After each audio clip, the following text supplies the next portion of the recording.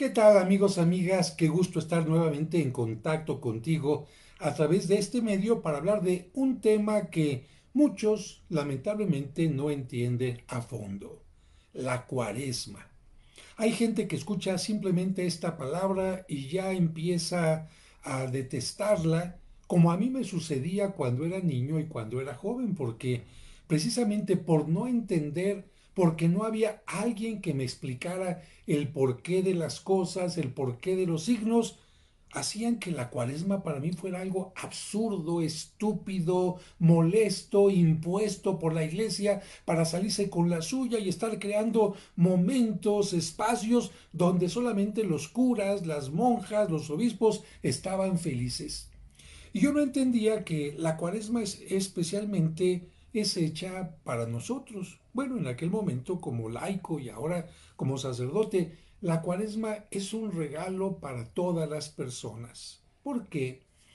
Pues porque, mira, así como el médico, el dentista, el psicoterapeuta, el psicólogo, se preocupa por nosotros cuando ve que algo no está funcionando, oiga, le duele la muela, oiga, no tiene buena digestión, oiga, parece que no está teniendo buena visión, en fin, y a través de un examen logran entender que hay un diagnóstico, que hay una enfermedad, se hace un diagnóstico y a partir de ese diagnóstico se hace todo lo necesario para que la gente resuelva el problema, recupere la salud.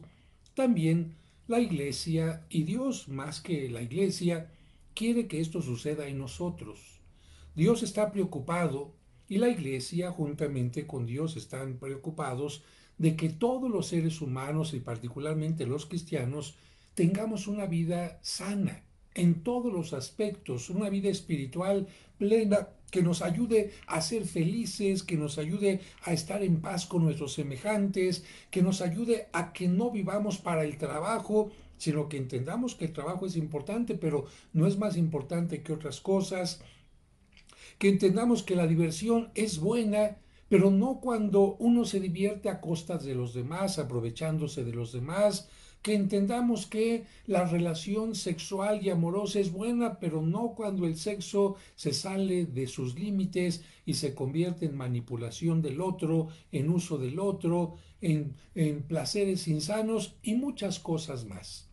Por esta razón, la Iglesia, particularmente en el tiempo de Cuaresma, nos dice, vamos a hacer un alto, vamos a revisar cómo está tu vida, pero al igual que cuando vas tú con el médico y le platicas, es que me está pasando esto, me duele aquí, tengo este problema de digestión, tengo estos malestares, bueno, también tú tienes que platicar con Dios a través de tu conciencia y estar expurgando, estar analizando en qué parte de tu vida las cosas no están funcionando bien. Quizás con la pareja, quizás con los hijos, con los compañeros de trabajo o contigo mismo porque ya caíste en un vicio, en una adicción, o porque tienes una relación adictiva, o porque no sabes decir que no, no sabes poner un límite. Bueno, precisamente a través de tu conciencia, Dios te va a ir indicando en dónde está el problema. Pero lo primero que se necesita es humildad.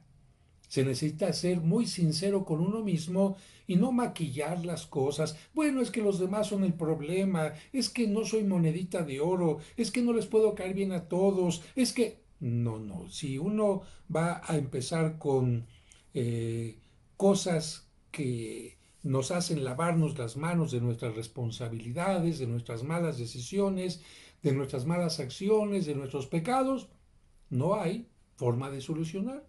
Es como si la persona va con el médico, a ver, ¿cómo está? ¿Todo bien, doctor? Oiga, pero es que no, todo muy bien, ¿no? Bueno, en realidad cuando uno llega a profundidad de las cosas, aparecen los males. Por eso, aunque alguien parezca que está bien, el médico le dice, vamos a hacer un examen de sangre, de orina, vamos a hacer tal o cual cosa para ver cómo está todo. Y aun cuando la gente piensa que está totalmente bien, pues de repente aparece que los triglicéridos, los azúcares o alguna cosa está mal. Y qué bueno que a tiempo se detecten las cosas, porque los problemas de salud corporal y espiritual pueden comenzar chiquitos, pero si no los atendemos, ¿qué pasa? A rato se hacen grandes.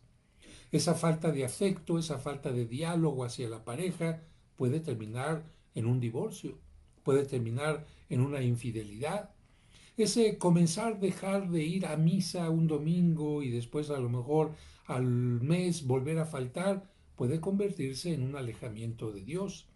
Ese olvidarnos, agradecer por los alimentos que vamos a recibir, aunque sea sencillamente, Señor, gracias por esto que voy a recibir, gracias porque tengo salud para procesarlo y te pido por los que no lo tienen, te doy gracias porque me los prepararon. Cosas sencillas cuando se dejan de hacer, cuando se deja de agradecer porque se está despertando uno vivo, con salud, o si se despierta uno con enfermedad, con una posibilidad de encontrar la salud, bueno, cuando estas cosas se van olvidando, adiós la vida espiritual porque empieza la gente a alejarse cada vez más y cada vez más de Dios.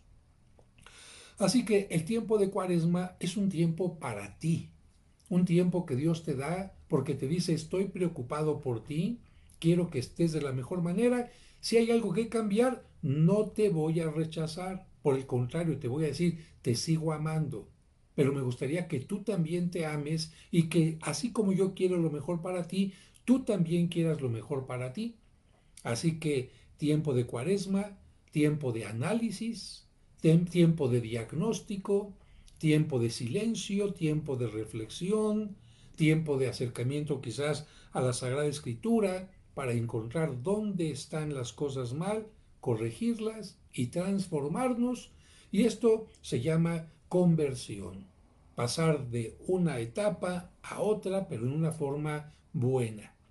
Porque pues también hay conversión a la mala. Hay gente que era buena y de repente se pasa del lado de los malos.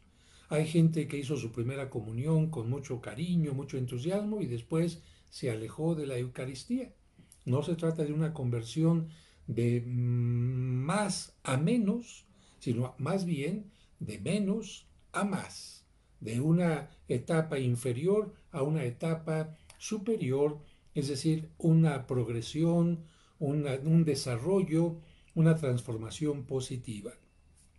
Y alguien podrá decir, no, es que yo no estoy mal. Bueno, si no estás mal, el médico no te va a decir, ya descuídese. No, si usted está bien, mantenga la salud, siga alimentándose adecuadamente, quizás aumente un poquito el ejercicio. Si alguien en Cuaresma puede decir, yo no estoy mal, qué bueno. Pero entonces podrías preguntarte, ¿no podré estar mejor? ¿No podré mejorar algún área de mi vida? ¿No podré superar algo en lo que he ido creciendo? Yo creo que sí. Así que por esto la Cuaresma es una etapa buena y cuando yo entendí que la Cuaresma era algo positivo para mí y que me podía traer muchas cosas positivas, entonces dije, le pongo palomita a la Cuaresma. A diferencia de aquella gente que no entiende lo que es la Cuaresma y por eso hasta inventó el carnaval. Porque acuérdate que la palabra carnaval viene de la palabra carne, levare, o sea, quitar la carne. ¿Por qué? Porque la gente decía, ¡ay!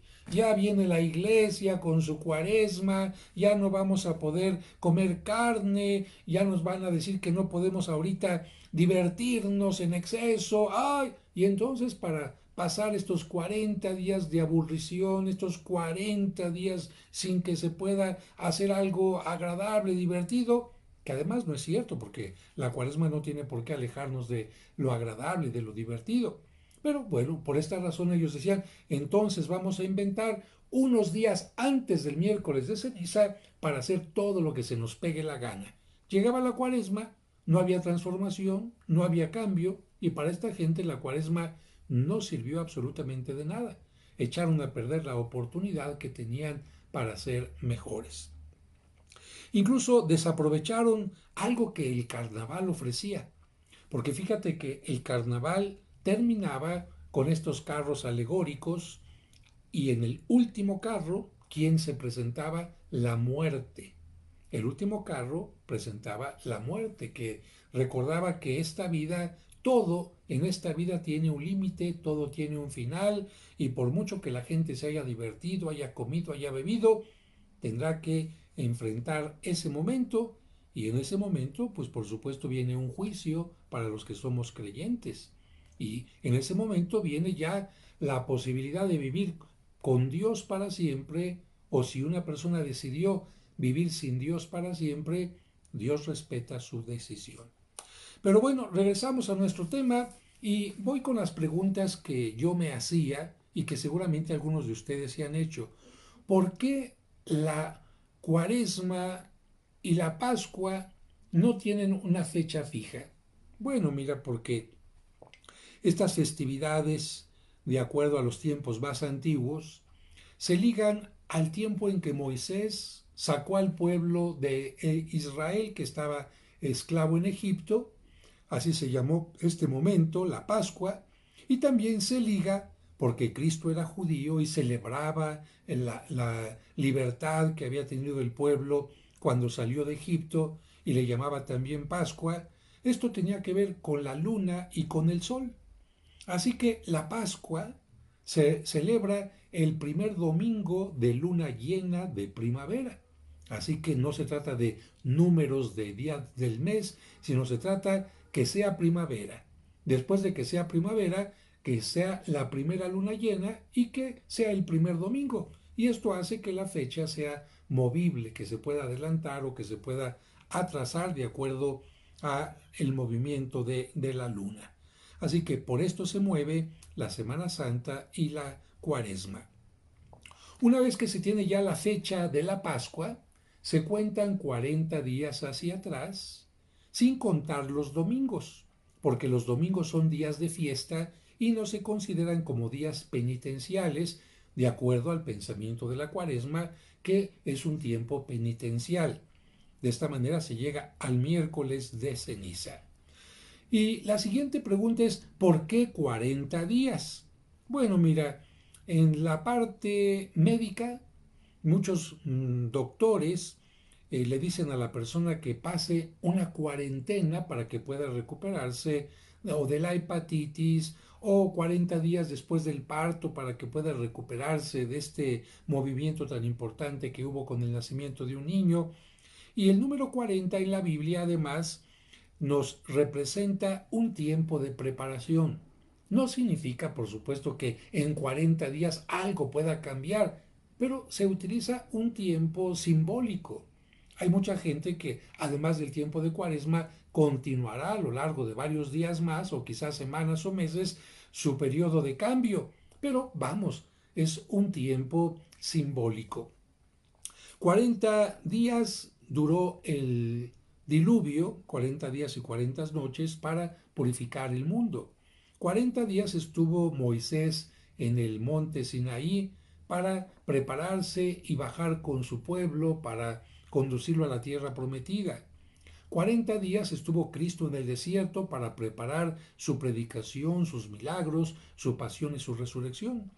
40 días fue el tiempo en que el pueblo, 40 años fue el tiempo en que el pueblo de Israel tuvo que pasar por el desierto para llegar a la tierra prometida. Como ves, es un número simbólico y la iglesia toma este número simbólico para preparar la gran fiesta de la Pascua, que no consiste únicamente en adornar la iglesia, en que se cante muy bonito, en que haya muchas flores. No, de nada sirve adornar la iglesia si nosotros, como cristianos, como sacerdotes, obispos, laicos, religiosos, religiosas, no tratamos de mejorar y de transformarnos. Porque no hay mayor fiesta en el cielo que cuando una gente va mejorando y se va transformando. Así que esta es la pregunta y la respuesta de por qué 40 días. Ahora, ¿por qué el ayuno? Ah, como que cuando escuchamos esta palabra decimos, ¿y por qué tengo que dejar de comer? ¿Que ya con eso voy a ser mejor? Pues mira, no porque dejes de comer vas a ser mejor, sino que hay mucha gente que no tiene que comer.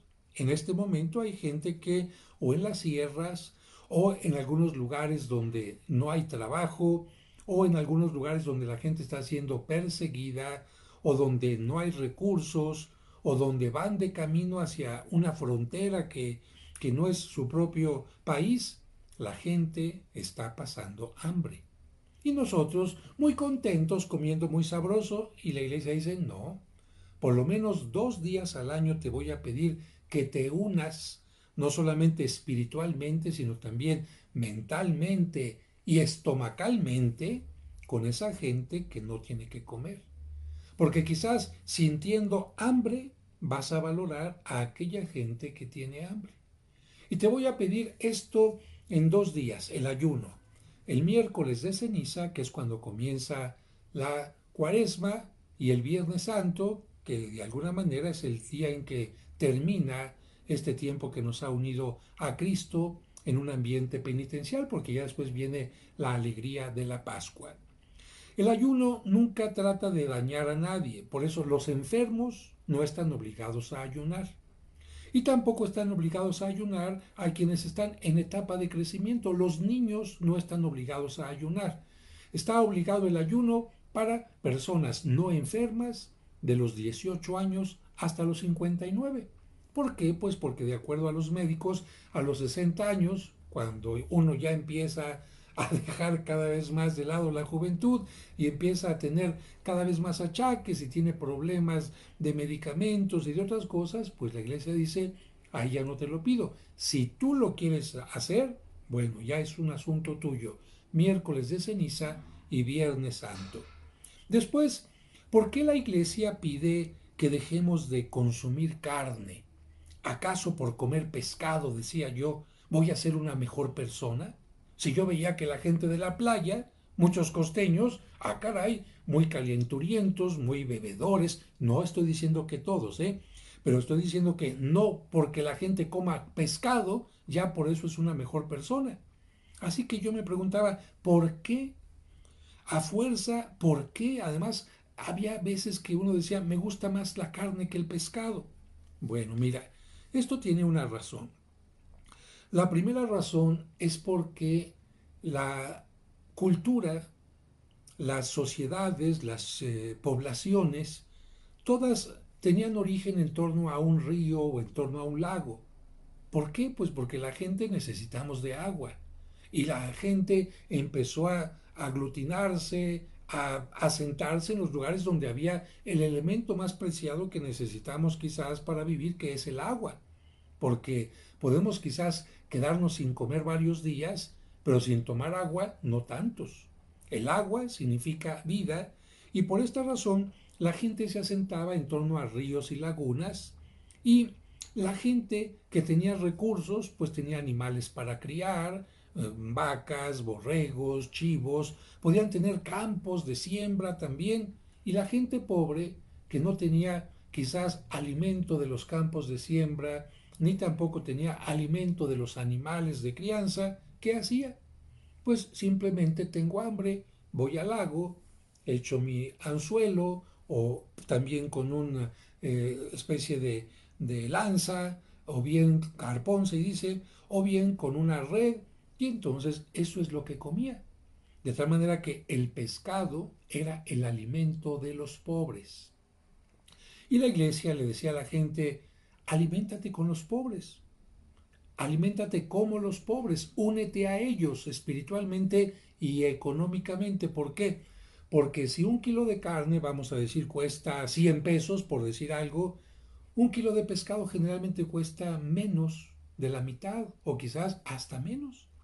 ¿Qué va a pasar si tú te ahorras comprando un alimento más económico, sea pescado, o sean verduras, o sea fruta, o sean leguminosas? ¿Qué va a pasar? Te vas a ahorrar. ¿Y qué vas a hacer con ese dinero que te ahorraste? Eso se lo vas a ir a entregar a un pobre, a alguien que tiene hambre, a algún necesitado.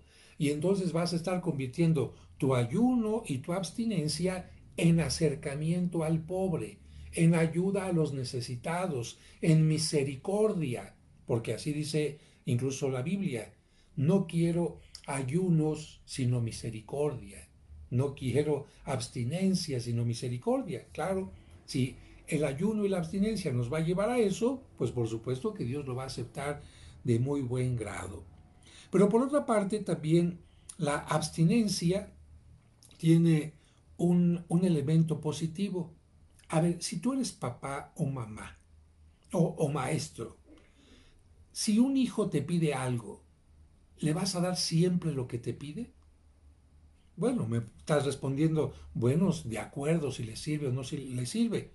No, es que hay cosas que sí le sirven al muchacho, como por ejemplo, no sé, que le compres muchos pasteles o que le compres un teléfono de super lujo. Claro que le va a servir, pero es adecuado que se lo compres, lo va a valorar, lo va a utilizar correctamente, no lo vas a estar educando en una forma incorrecta de que merece todo. No, también la educación en los límites es buena. Hijo, ahorita no te puedo dar esto porque hay límites. Ahorita no es correcto. ¿Por qué? Porque hay otras cosas más importantes. Mamá, ¿me dejas ir a la fiesta? La fiesta no es mala, pero mañana tienes un examen y no puedes descuidarte ni desvelarte. Mamá, ¿me dejas comer este dulce? Hijo, claro que el dulce es bueno, pero tú tienes diabetes y no te conviene. Hay límites. Y tú cuando enseñas a los niños a que se abstengan de aquellas cosas que les hacen daño o que no son convenientes, le estás ayudando en su crecimiento. Pero te voy a poner otro ejemplo que te puede ayudar mucho a entender esto de la abstinencia. A dos personas les regalaron un caballo a cada una y cada una utilizó una forma distinta para tratarlo. Esta de aquí permitió que el caballo hiciera lo que quisiera. Y en cambio, esta otra, desde que le dieron el caballo, le puso un freno y enseñó al caballo a obedecer. ¿Que el caballo quería ir para allá? No, no, no es para donde tú quieras. ¿Que el caballo quería sentarse? No, no, ahorita tienes que estar paradito. ¿Que el caballo no quería sentarse? Ah, ahora tienes que sentarte. Bueno, ciertamente costó un poco de trabajo en educar al caballo, pero quedó muy bien educado. Un día las dos personas empiezan una carrera en el campo, y ahí van corriendo con el caballo cada una, y de repente ven al frente un precipicio. Esta que nunca había educado al caballo, por más que intenta pararlo, el caballo se va al precipicio con la persona, con el jinete, y se matan. Esta que educó al caballo, le jala las riendas y aunque el caballo relincha, el caballo se detiene y se salvan la vida de las dos personas.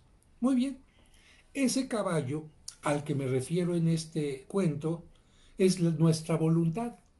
Nuestra voluntad, si no la educamos, hace lo que se le pega la gana.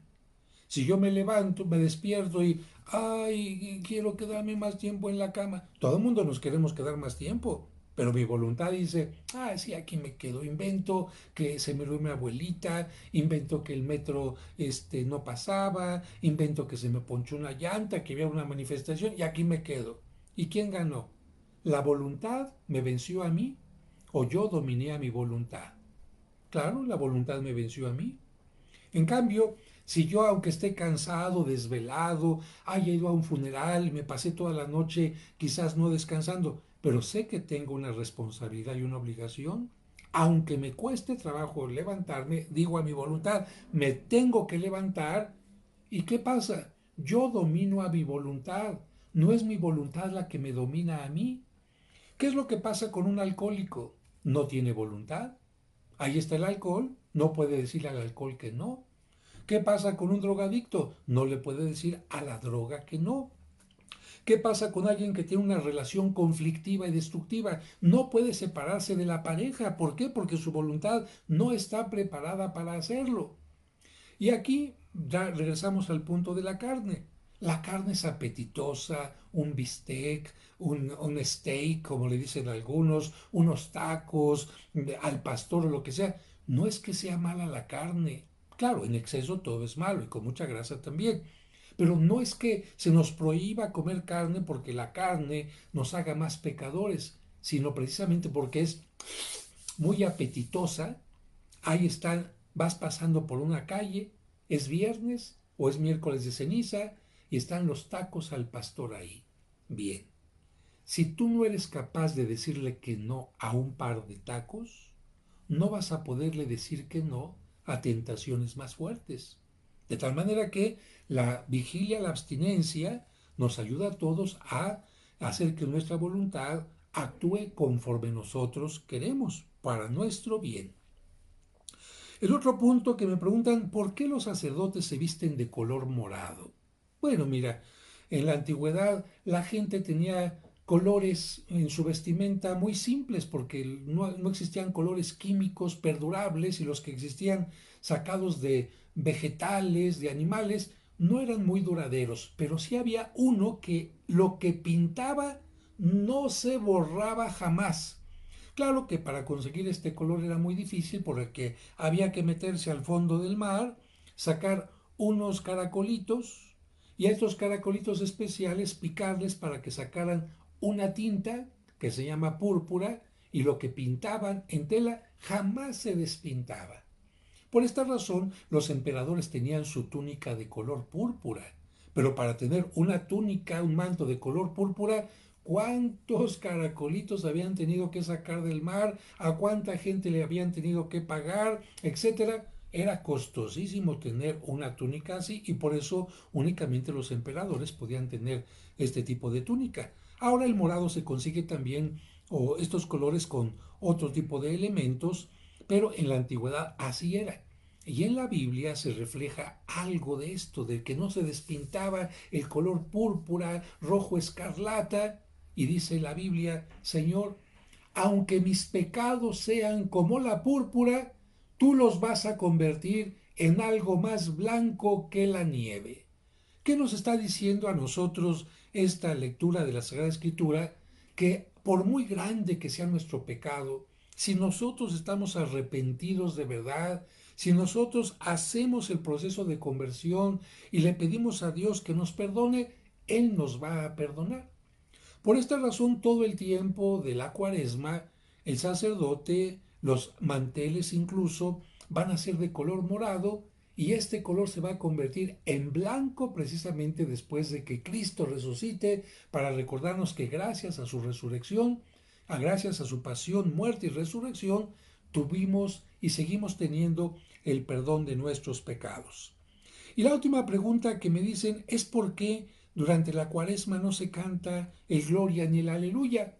Bueno, pues porque hay que distinguir entre los tiempos de fiesta y entre los tiempos comunes y corrientes. Si todos los días tú comieras, por decir algo, mole y la bebida que te gusta, entonces cuando fuera fiesta, ¿qué ibas a comer?